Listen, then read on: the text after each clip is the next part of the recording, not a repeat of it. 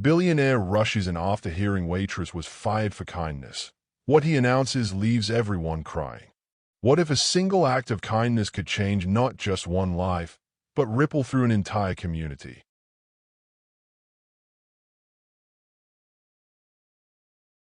At Rosewood Diner on the corner of 5th and Main, 35-year-old Nina Torres had been serving coffee and comfort for nearly a decade. Her weathered hands moved with practiced grace, refilling cups and listening to stories from truckers, retirees, and anyone who needed a warm meal and a genuine smile.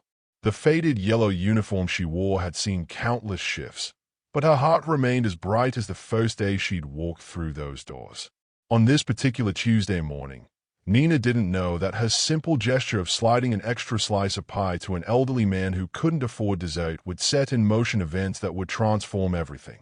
Sometimes the smallest moments carry the greatest weight, and sometimes being fired for doing the right thing leads to something extraordinary. Where are you watching from today? The breakfast rush at Rosewood Diner hummed with its usual rhythm. Nina moved between tables with the efficiency of someone who'd memorized every customer's preference, every squeaky floorboard, every temperamental coffee pot quirk. She knew that Frank liked his eggs over easy with extra pepper, that elderly Mrs. Patterson always ordered wheat toast but secretly wanted white, and that the construction crew from down the street would arrive at exactly 7:30, hungry and loud. "Coffee's getting cold," Nina called out Jake Morrison, the diner's owner, from behind the register. His voice carried that familiar edge that had grown sharper over the past few months. Business was struggling, and Jake's patience was wearing thin with anything that didn't directly increase profits. Nina nodded, grabbing the pot and making her rounds. The morning crowd was typical until Harold Bentley shuffled in, his worn coat hanging loose on his thin frame. Harold was 78, a retired factory worker whose pension barely covered his medication, let alone regular meals. He'd been coming in once a week, ordering just black coffee and toast, making it last as long as possible while reading discarded newspapers. "Just the usual, Harold?" Nina asked, her voice gentle. "Yes, dear. That'll be fine." His eyes lingered on the dessert display, particularly the apple pie that reminded him of what his late wife used to bake. Nina noticed the longing in his gaze, the way his fingers counted and recounted the crumpled bills in his wallet. When Nina delivered Harold's modest order, she made a decision that felt as natural as breathing. She returned moments later with a generous slice of apple pie, steam still rising from the golden crust. "Oh, I can't afford," Harold began. "On the house," Nina whispered, glancing toward the kitchen where Jake was busy with inventory. "Everyone deserves something sweet." Harold's eyes misted over as he took his first bite. "Thank you, child. This tastes just like my Martha's." The warmth in Harold's smile made Nina's heart swell, but that feeling was short-lived. Jake had emerged from the kitchen just in time to witness the exchange. His face darkened as he watched Harold enjoy the free pie. "Nina, office. Now." Her stomach dropped. She followed Jake to the cramped back office, where stacks of unpaid bills covered his desk like autumn leaves. The silence stretched between them until Jake finally spoke. "I can't have you giving away food. Not anymore. Business is barely hanging on." "Jake, it was just one slice. Harold's been coming here for years, and his. I don't care if he's the Pope. We're not a charity." Jake's voice was firm but tired. "I'm sorry, Nina. You're a good person, maybe too good for this business. But I have to let you go." The words hit her like a physical blow. 10 years of loyalty, of arriving early and staying late, of treating every customer like family. And it ended because she'd shown kindness to an old man who reminded her of her own grandfather. "Please, Jake. I need this job. I promise it won't happen again." But Jake's mind was made. Within an hour, Nina found herself standing on the sidewalk, her final paycheck in hand, watching through the window as someone else poured coffee for the people who'd become her second family. Word traveled fast in a small community. By afternoon, the news of Nina's termination had spread through Rosewood like wildfire. Regular customers called the diner, some angry, others heartbroken. Mrs. Patterson came in specifically to confront Jake, her usually sweet demeanor replaced with righteous indignation. "That girl has been nothing but kindness to everyone who walks through that door," she declared, her voice trembling with emotion. "And you fire her for being decent? Shame on you." Jake defended his decision, but even he seemed shaken by the community's reaction. The afternoon shift felt hollow without Nina's warm presence, her intuitive service, her ability to make everyone feel welcome. Meanwhile, Nina sat in her small apartment, staring at classified ads through blurry eyes. At 35, starting over felt overwhelming. She'd built her life around that diner, around the relationships she'd cultivated with customers who'd watched her grow from a novice 19-year-old into a confident woman. The job market in Rosewood was limited, and her resume consisted mainly of waitressing experience. Her phone buzzed constantly with messages from regular customers expressing their outrage and support.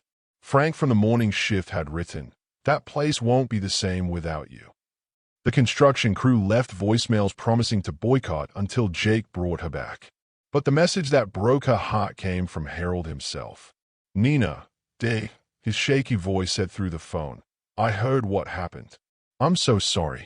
I never wanted to cause you trouble. You're an angel, and I'll never forget your kindness." That evening, as Nina walked past the diner on her way to the grocery store, she saw something that made her pause. 40-year-old businessman Carter Hayes sat in the corner booth, his expensive suit contrasting sharply with the diner's modest decor. She recognized him from newspapers and local business magazines. He was some kind of wealthy entrepreneur who'd grown up in Rosewood before making his fortune in tech. Carter was talking intensely with Harold, who looked smaller somehow in the presence of such obvious wealth and power. Nina couldn't hear their conversation through the window, but she noticed Harold pointing in the direction she'd gone, his weathered hands gesturing as he spoke. Carter listened with an intensity that seemed unusual for someone of his status talking to an elderly diner patron. As Nina continued walking, she missed seeing Carter stand up abruptly, his jaws set with determination. She didn't see him stride to the counter where Jake was counting the day's disappointing receipts, or witness the conversation that followed, a conversation that would change everything. Carter had come to Rosewood for a quick business meeting, planning to grab coffee at the place he remembered from his childhood before heading back to the city. Instead, he'd encountered Harold, who'd been too heartbroken to eat the free pie other customers had bought for him. When Harold shared the story of Nina's firing, something in Carter shifted. His grandmother had been a waitress who'd raised him with the same values Nina had shown, putting people before profit, leading with kindness even when it cost something. If this moment touched your heart, please give the video a thumbs up. The question now was whether Carter's presence would mean anything for Nina's future, or if her act of kindness had simply closed one chapter of her life forever. The next morning brought rain to Rosewood, matching Nina's mood as she prepared for her first job interview since losing her position. The local grocery store was hiring, but the pay was significantly less than what she'd earned at the diner. Still, she couldn't afford to be picky. Bills didn't pause for heartbreak. As she waited in the store manager's office, Nina's mind wandered to the life she'd built around the diner. She thought about celebrating customers' birthdays with free slices of cake, about listening to Frank talk through his divorce, about being there when Mrs. Patterson's husband passed away. The diner had been more than a job. It had been her community, her purpose. Miss Torres, the manager, a stained woman in her 50s, reviewed Nina's application with skeptical eyes. "I see you were terminated from your last position. Care to explain?" Nina's cheeks burned with embarrassment. "How do you explain that kindness had cost you everything?" "There was a disagreement about customer service policies," she said carefully. "I see. Well, we can't have employees making unauthorized decisions about inventory or pricing. Can you assure me that won't be an issue here?" The question felt like a knife twist. Nina nodded, but inside she felt a piece of herself dying. Was this what the working world demanded, suppressing basic human decency for the sake of profit margins? Meanwhile, back at Rosewood Diner, Carter Hayes was having a very different conversation with Jake Morrison.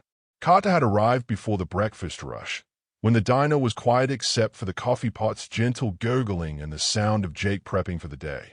"I understand you recently fired one of your waitresses," Carter began, his voice calm but carrying an authority that made Jake look up from his prep work. "Nina? Yeah, I had to. She was giving away product. I can't run a business that way. Jake's defensive tone revealed his own discomfort with the decision. Carter leaned against the counter, his presence somehow making the modest diner feel smaller. Tell me about your business, Jake. How long have you owned this place? 15 years come March. It was my dad's before that. Jake's pride was evident despite his current struggles. And Nina worked here how long? 10 years. Look, I don't know what this is about, but it's about understanding value, Carter interrupted gently. Yesterday, an elderly gentleman told me about a waitress who showed him kindness when he couldn't afford more than coffee and toast. He said she made him feel human again in a world that often forgets people like him exist. Jake's hands stilled on the coffee filters. Harold. Yeah, that's who. Look, I get it. Nina's a good person, but good doesn't pay rent. Carter studied the photographs on the walls, decades of community moments captured at this very diner. Birthday parties, first dates, business meetings, family gatherings. All of it was facilitated by people who cared more about service than just serving. What if I told you that good people are actually the most valuable business asset you could have? Carter asked. And what if I told you that firing Nina might be the most expensive mistake you've ever made? Have you ever faced a situation where doing the right thing seemed to cost you everything? Let us know in the comments below. Jake stared at this stranger who spoke with quiet certainty about things Jake had been questioning all night. Outside, the rain continued to fall, washing the streets clean, preparing the ground for whatever would grow next. Carter reached into his jacket and pulled out a tablet, opening it to reveal a series of financial documents and business projections. My name is Carter Hayes. I own Hayes Hospitality Group. We specialize in turning struggling restaurants into profitable community centers. Jake's eyes widened as recognition dawned. Hayes Hospitality was legendary in restaurant circles, known for preserving the soul of local establishments while making them financially successful. I've been looking for the right place to open our flagship community restaurant concept, Carter continued.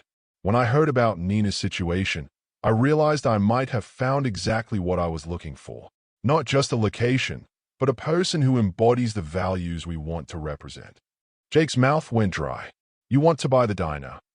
I want to partner with it. Keep you as manager, bring Nina back as head of customer relations, and invest enough to turn this place into something special. A true community hub where kindness isn't just tolerated, it's rewarded. Before Jake could respond, Carter's phone buzzed. Nina had just finished her disappointing grocery store interview and was walking past the diner when she noticed the unusual scene inside.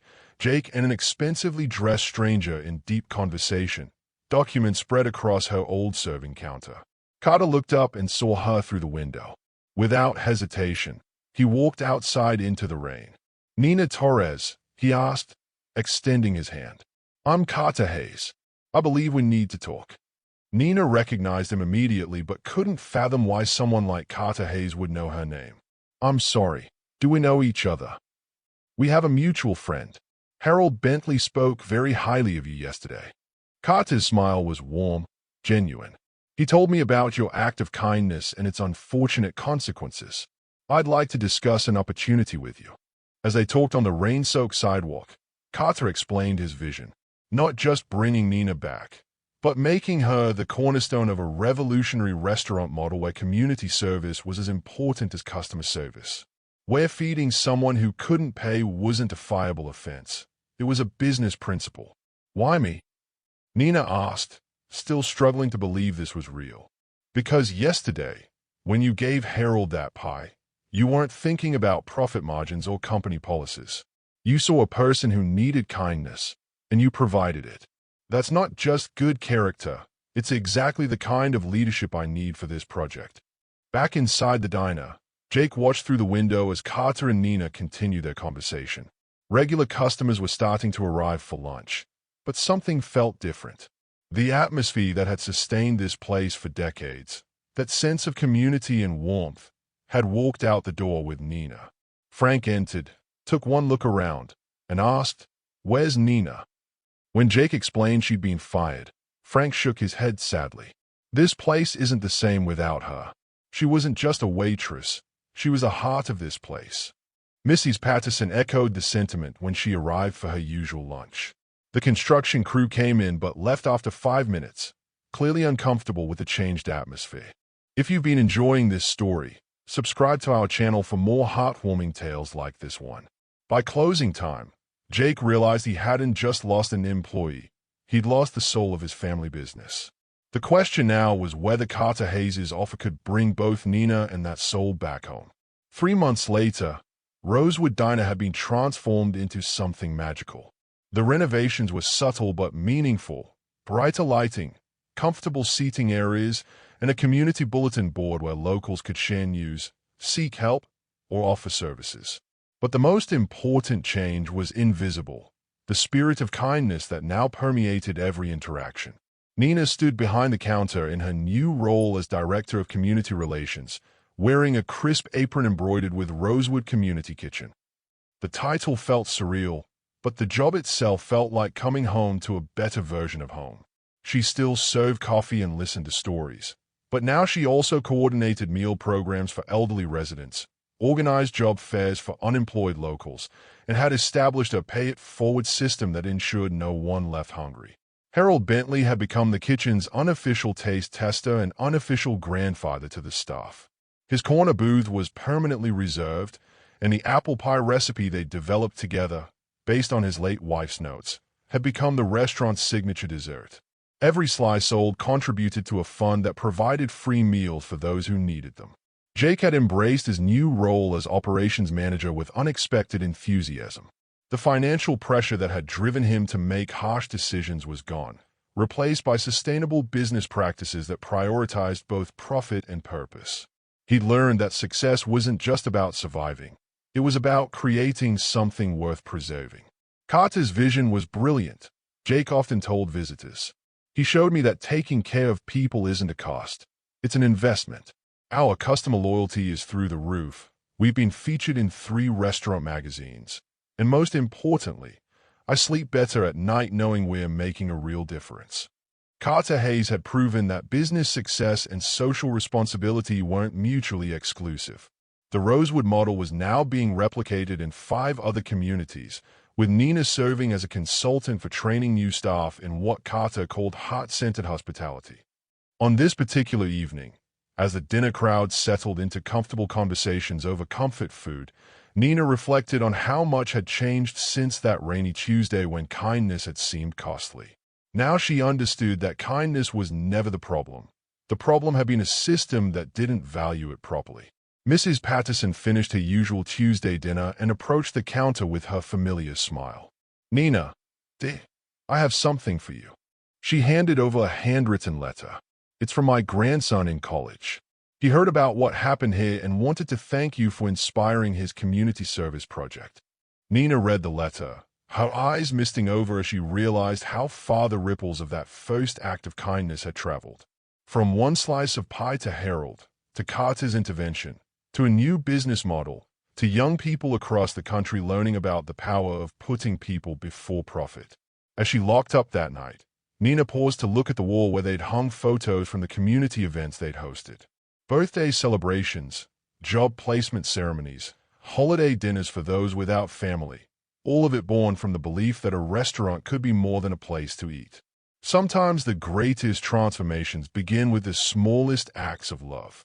If you enjoyed this story, please remember to like, leave a comment with your thoughts, and subscribe for more heartwarming stories that celebrate the power of human kindness.